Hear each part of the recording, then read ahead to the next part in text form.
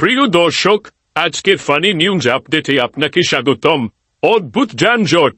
রাজধানীতে এমন এক যানজট সৃষ্টি হয়েছে যে একজন রিকশাওয়ালাকে জিজ্ঞাসা করা হলো, আপনি কতক্ষণ ধরে এখানে দাঁড়িয়ে আছেন?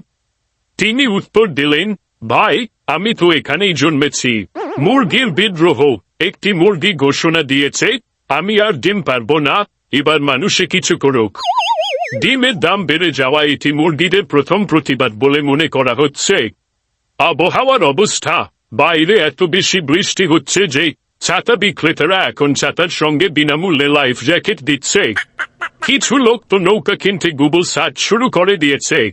কুকুরের অভিনব কাণ্ড। একটি কুকুর 1 ঘন্টা ধরে গেটের সামনে দাঁড়িয়ে ঘিউ ঘিউ করছে। তার মালিকের ধারণা ছিল সে চোর দেখেছে। পরে জানা গেল সে শুধু তার পছন্দের বিড়ালকে ইমপ্রেস করার চেষ্টা করছিল।